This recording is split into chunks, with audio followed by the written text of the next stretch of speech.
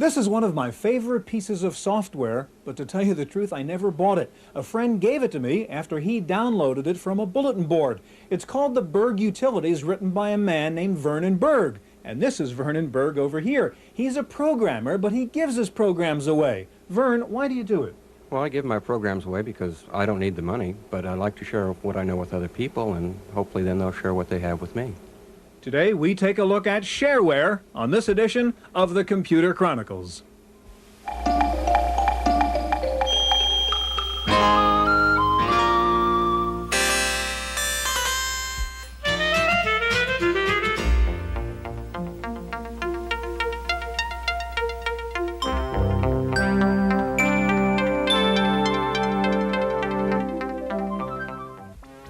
The Computer Chronicles is made possible in part by CompuServe, featuring an online reference library, Wall Street reports, at-home shopping, airline reservations, games, and hundreds of other services.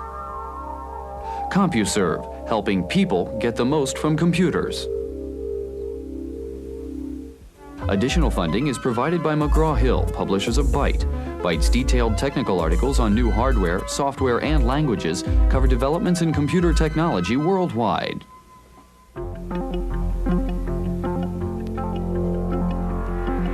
Welcome to the Computer Chronicles. I'm Stewart Cheifet, and this is Gary Kildall. Gary, as you can see from all these books here, there are literally thousands of programs you can get for nothing or for a very small contribution. This program here on the computer is called Piano Man by Neil Rubenking, a classic piece of shareware. It doesn't only play music, it's a full-blown music construction set.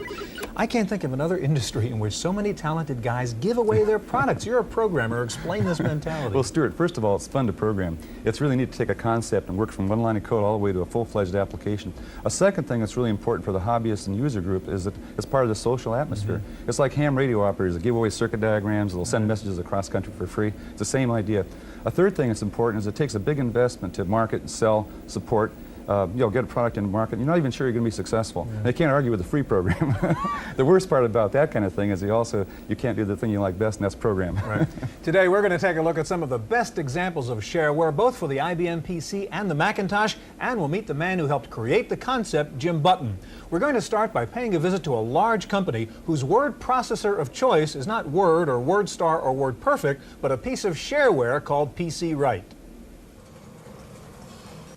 At SRI International in Menlo Park, California, the Life Sciences Department collects a lot of data from laboratory tests on potentially toxic substances. The department also produces a lot of paper output in the form of proposals, reports, and test results. And the word processor that many researchers use is a shareware program called PC-Write. We have a lot of people who their background is in biology. Very few of them have ever laid hands on a computer terminal or a PC until very recently. And I have to do somewhat of a selling job to convince them, yes, computers can make your life happy and healthy. And so what I like about PC-Write is it's something that, given just a very, very brief introduction, a person can begin to work on it. PC-Write is well known for its 45 different help screens and its very rapid search and replace operations.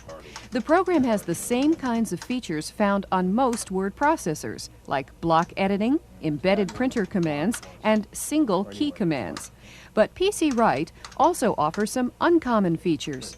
And the advantage of PC-Write is that it pretty much works in straight ASCII mode. You don't need a lot of crazy control characters the way some of these other files do. So it's fully compatible to move between, say, the output from a database manager, a file off of the mainframe, a segment of text off of our NBI word processing system, and these can all be pulled together into a single report. Of course, the biggest difference between PC-Write shareware and the big-name programs is the price. You can't spend more than $89 for a fully registered copy, and most users get their first copy for free.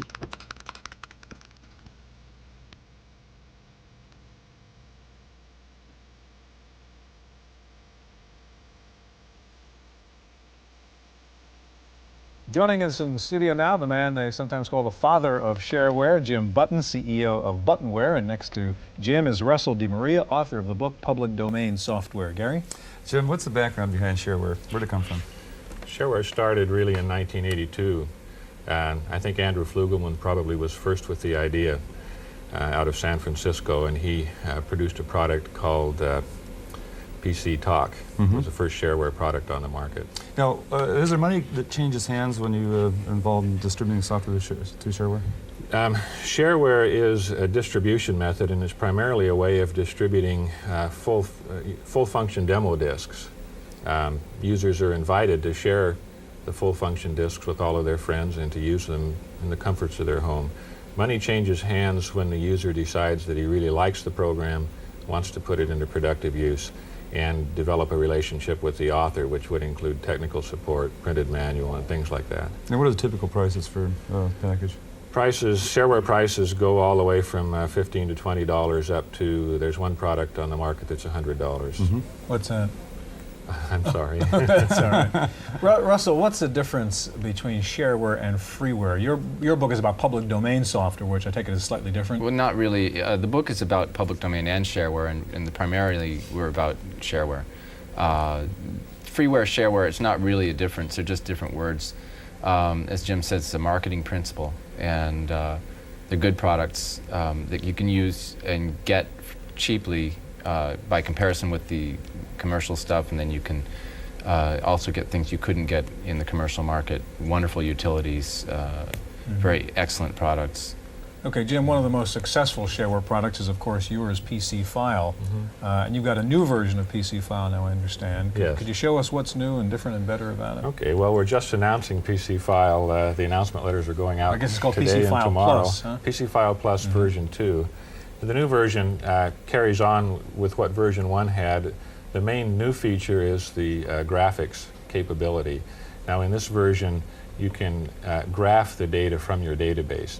That only makes sense in a database where you can summarize the data, because databases have a lot of data. So the graphics version of PC-File Plus will summarize the data in the database. I've set up a smart key or a macro key to go through this particular database and pull out sales records for every February for the last 5 years and summarize some sales figures. The dollars are made up, but they're close to being Buttonware sales revenues for the past 5 years. So if we'll go ahead and start the program, and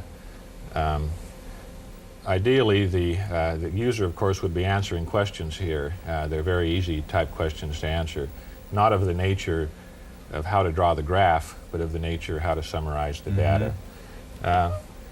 And so after answering those questions, the program produces, in this case, a horizontal bar chart of the February figures. As a user now, I can do some interesting things with this. I may decide that I would rather see a vertical bar chart, and so I can change the graph instantly, or a pie chart for those sales figures. And I can also do things like draw a line showing the average sales, or I could do a regression analysis and show the line that best fits the points across the figures. But it's basically an easy-to-use graphics extension to the program. And what suggested price do you have on PC-File Plus? PC-File Plus is $69.95. Okay, could I ask you to get out of PC-File Plus so we can get Russell, who wants to show us a couple things? And while you're doing that, Russell, let me ask you, you have a couple of favorite shareware programs you're going to show us. What are they? Well, I'm going to show you a few of the many that I like, and I'm going to show you HDear, which is a colorful directory program, and ProComm, which is a very fine telecommunications package. And let me get in here. Okay, you load up a minute. Jim, let me ask you, I heard something kind of new here as you guys were talking at the beginning about shareware, not as just sort of generosity, but you called it a marketing principle or concept. Is that an important element that it's really, because Gary was talking about that at the beginning of the program, it's a way to really get software out there? Yes, it's really a marketing concept more than anything else. To say that something is shareware says nothing about the quality of the program or what the program does. It simply talks about how the program is distributed. So it's a marketing concept or a distribution method. Okay, Russell, you've got your stuff up. What is that? What we've got here is AutoMenu, which is one of the most successful shareware products, and it's a front-end menu program really useful for hard disk management. And this is what you get when you get shareware. This menu is already built in. You can modify it and change it or start from scratch with a new one. I've added one called Computer Chronicles submenu number 8. If I press number 8, I go automatically to that menu. On this menu, I have several options already set up. I thought I'd show you the HDIR first. And I've set it up with a script to show that I can add any parameters on the fly. I've decided to sort this by 2 columns. And there we go. You'll notice HDIR does everything in color. That means that I have light blue for exec files, white for doc files, green for COM files. Very quickly identify what's there. I can also sort them by different methods. And I can hit the keys a couple times. You see there's a summary of how much data is stored in that subdirectory. And then I go back to the menu. This is all done very quickly. Show us ProComm. ProComm. That's been one of the most successful shareware programs. Very successful product. And I can't show you the whole product in the time we have, but I can show you something. And this is the a summary of the commands here. This is basically, Russell, a communications program? Communications program, and communications is important in shareware because much of the distribution is done through bulletin boards and other telecommunications means. Dialing directory here, I have a few things in it already, and for instance, if I hit the number 2 here and then I press return, I will automatically dial our bulletin board in Hawaii. I can exit that since we're not going to dial it now. And I was going to show you some protocols. If I'm going to download online, I may use different protocols to download, and the protocols affect how the transmission is made, how fast it is, and other things. And here's a set of protocols that are available in ProComm. And there's a subject in our book that goes into great detail about what these protocols are all about. It's a lot to explain. Alt-X takes me out, and I go back to the menu. I can go back to the main menu like this, and back to the DOS level anytime I want. I'm sorry, go ahead. Well, I was going to say, Russell, how does the quality control, you brought that up a little earlier, how does the customer ensure that he's getting a good product? He assures it by using it before he pays for it. That's the wonderful thing about shareware. Okay.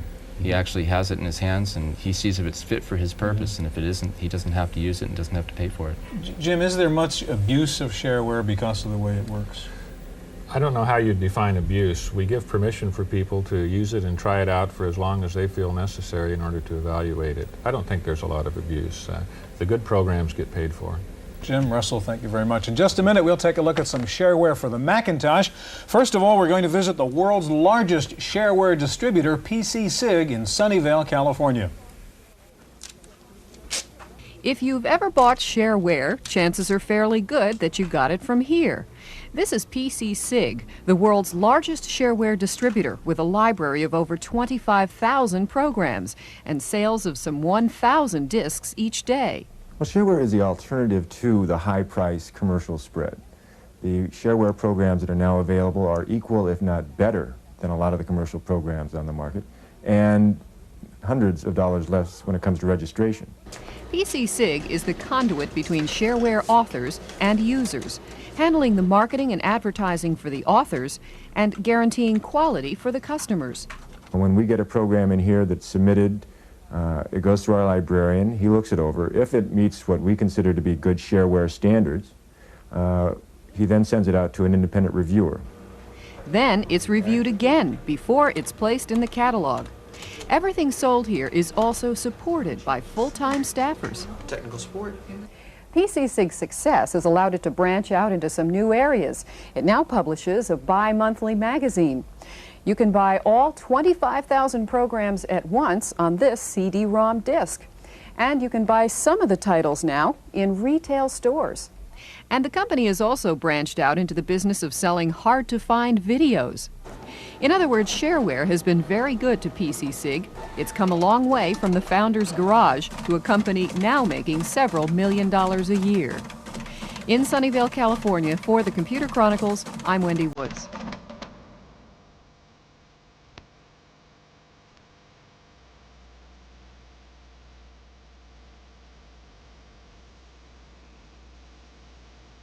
Joining us in the studio now is Rains Cohen, SysOp of the BMUG Bulletin Board, and next to Rains is Stephen Howard, also with BMUG, and Gary, BMUG stands for Berkeley Mac Users Group. Okay. Rains, I'm a little confused. We see shareware prices ranging, say, $10 to $100 for, it seems to be the price of a lot of commercial software is in there. Is it a profit-making thing, or is it a free software For some authors, it is a profit-making thing. Notably, say, Scott Watson of Freesoft or Don Brown of CE Software. However, they've often gotten a start in the freeware or shareware business and gone on to commercial distribution beyond that once they've gotten their name recognition. Okay, well, tell us a little bit about BMUG. What do you do there? Well, we started as a UC Berkeley student group, University of California at Berkeley, and we now about 6,000 members around the world just exchanging information. We maintain a software library as one of our functions, is publishing a newsletter and running a bulletin board system. In terms of Gary's question, how do you as a users group see shareware? I mean, what's the point? Well, the main point is that for the user, it represents a way to try before you buy. It's a way to avoid having to pick your way through ads and find out what's real and put up with the vaporware and other. And how about from the author's point of view? From the author's point of view, it's a way of distributing software without having hardly any costs. Lots of people will give it away for you, online services, user groups, and commercial places, and get the word out and around. So no marketing costs. Okay, you've got some of your favorite BMUG shareware pieces here. Show us what you got, Rains. Sure. The first one is Artisto. It's a desk accessory, Artisto Plus, rather, by Megamote. Let's see. Go ahead. Okay, Artisto. Okay, I never did that before. Okay, Artisto lets you take any Mac Paint style picture, such as one we've got here, and take out a piece of it. Like, I'll take this person's face right here, copy it out, and then incorporate that into whatever program you're working in. Here I'm working in Mac Write, it's working on a letter, and I'll just paste it right in. And that's fairly useful, incorporating graphics at any point. And this is basically a free program then? It's shareware. Sure. So just to get an idea of what it is. It's a $5 or $10 donation Okay, requested. sure. Okay, what else do you have on there from BMUG? Let's see, another popular program. And would Artisto, for example, be available on your bulletin board? Yes, in a bulletin board and in our software library. Okay. Another popular BMUG program is Stuff It. It's a program that compresses and decompresses files, and such as we've got one right here that I'll extract. And it's a... What's the file you're working on? Is that a graphic game? It's a graphic image, the one that we just looked at. It's had it compressed here. This is used quite a lot by users of commercial and public domain online services, both because the files are smaller for transmission. It's less expensive to transmit. Okay, so you're waiting for it to do its bit right now? It's working as we speak, and it just uncompressed that picture that we just saw. It saved 29% in that case. Would have been 35K normally. Could have cost you a bit to download. Yeah, Stephen, you have an interesting policy on pricing this thing, don't you? You were explaining before. Well, BMUG disks are distributed at the cost it takes for us to duplicate them. We have no claims on the software on them. Those are, according to Shareware Ideal, owned by the authors. So we distribute them at the lowest cost we can, and that ends up being about $3 for a disk full. But what about, you were telling us about the decompression and the compression software, about how depending on what you're going to do with it, you have a different price. Yeah, Stuff It in particular, Ray Lau, who wrote the program, has a very nice scheme. If you're just using it to decompress files that you're getting from some online service or elsewhere, it's free, and there is no donation requested. If you're using it to archive files, to upload, then he requests $18. Okay, now what about the world of HyperCard? What has that done to shareware? Well, HyperCard's had an incredible effect on just the development of public domain and shareware software, because it makes it so much easier for anybody to express an idea in the form of a program. And so here's a sampling of what some people all around the world have developed. It just takes so much less time that it makes it that much easier. Okay, so what are we seeing here now? This is a card for each one of the Yeah, this is programs? a BMUG stack catalog by Scott Cronick, one of our members, that simply shows one card from each of the stacks in our library. That's a lot of stacks. Over 25 megabytes of stacks. Okay. What's the relationship between shareware and the usual commercial software that you'd buy off the shelf in a retailer? Are these in competition in a sense, and what do the commercial software houses think about the shareware idea? Well, As Rains mentioned, many commercial software houses started as a shareware author with a product which met with some success and advanced into more products and more distribution and become truly commercial products. Other shareware items remain in shareware, particularly these smaller and very useful products that people just don't want to go and look for to buy. They'd like it to be available faster through many means of distribution on disks from bulletin board systems everywhere. You mentioned also earlier that you have another new distribution medium also, right? Right. There's a lot of shareware, and because of the bulk and because of the variety, BMUG is going to be releasing a PD-ROM, which is a compact disk with hundreds of megabytes of shareware on it, plus some other good stuff, so that people can have all of it there initially. Do you tend to have shareware authors, kind of following up on your point, Stephen, kind of migrate to become commercial authors and then actually selling their program to a software house?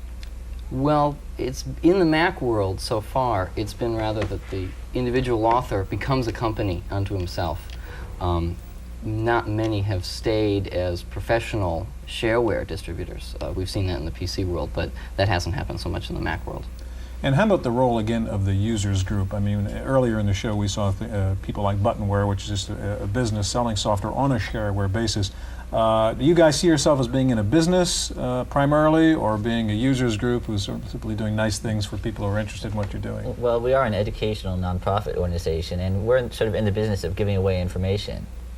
And so we do that just by getting the software out there and helping people learn about it and get the most out of it. And did you guys write software yourself, by the way? I've done some work in HyperCard and otherwise, and looking to distribute it as shareware. What's the future of shareware? Is that going to continue to be a healthy alternative means of distributing software? I think so long as it's very expensive to place ads in magazines and actually start a company and go through distributors.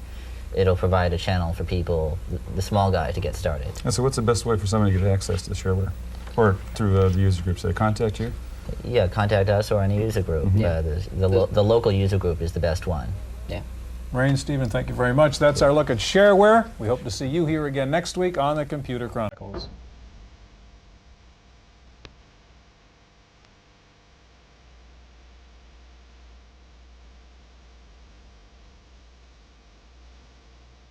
In the random access file this week, IBM has finally taken the wraps off a new version of PC-DOS called DOS 4.0, which is supposed to be easier to use. It also provides support for expanded memory and larger files. It's available immediately in 3.5 or 5.25-inch disk sizes. The new DOS 4.0 carries a one-time license charge of $150.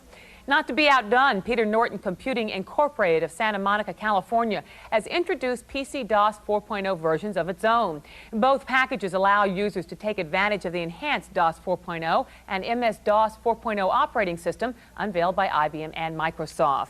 Trouble in Suffolk County, New York. 4 high-tech firms are filing suit challenging the constitutionality of a law regulating the use of video display terminals. New York Telephone Company is threatening to close its directory assistance office and move its employees elsewhere. Other companies are considering following suit. The new law requires employers with more than 20 VDTs to make special provisions for employees working with them. Companies are worried about the compliance cost and complain that the law is anti-business. Time now for this week's software review. Here's Paul Schindler. Can you tell what comes next? I couldn't, and the people who wrote the Mentor software package say only 1 person in 10 can solve it. Give up? 6 comes next. Look again. This is the numbers 1 through 5 merged with their mirror image. Well, when they say Mentor uses unusual techniques to test your intelligence, they aren't kidding. This program includes more than 50 tests and exercises. Let's look at some of them. After eliciting your name and date of birth, the program offers 3 main sections. It'll draw your biorhythm chart, or you can use it to test your IQ, if you're an adult who is a native speaker of English. The program will test your memory, your reaction time, and your coordination, as well as your ability to perceive time. The intelligence test offers some unusual questions, which I certainly found challenging. In some sense, this is the ultimate yuppie software for those who can't find out enough about themselves. You might like it even if you aren't a yuppie. By the way, it comes with what it describes as the smallest manual in the world. Mentor is $50 from Heuristic Research of Midland, Texas. For the Computer Chronicles, I'm Paul Schindler. The 3-year-old court fight between the two giants in the law database business are settling a much-publicized copyright suit. Me Data Central Incorporated has agreed to pay licensing fees to West Publishing Company. The first shipments of Apple Computer's long-awaited Apple Fax modem have gone out. The $699 modem is compatible with Group 3 facsimile machines and must be used with another conventional modem to actually access telephone lines. It has a pass-through button on its front to allow use of the conventional modem without interference from the Apple Fax modem.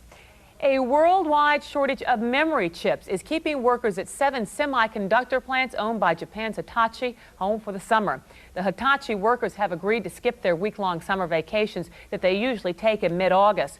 2 other chip makers, Fujitsu and Mitsubishi Electric, are negotiating with unions for similar cancellations of summer holidays.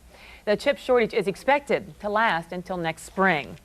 Lotus 123 beat out 10 other spreadsheets to win Software's Digest highest overall evaluation for the 5th consecutive year in a row. The June spreadsheet ratings report gave 123 a 4-star rating. 123 received a rating of excellent in the categories of ease of learning, ease of use and error handling, and a rating of good in performance and versatility. Texas Instruments may have outdone itself this time. The firm will begin marketing the first miniature PC designed for children under 8. Computer Fun is priced at only $90.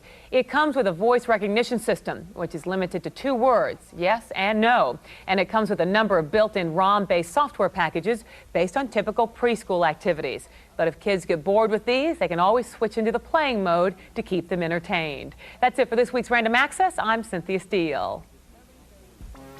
The Computer Chronicles is made possible in part by CompuServe, featuring an online reference library, Wall Street reports, at-home shopping, airline reservations, games, and hundreds of other services. CompuServe, helping people get the most from computers. Additional funding is provided by McGraw-Hill, publishers of Byte. Byte's detailed technical articles on new hardware, software, and languages cover developments in computer technology worldwide. For a transcript of this week's Computer Chronicles, send $3 to PTV Publications, Post Office Box 701, Kent, Ohio 44240. Please indicate program date.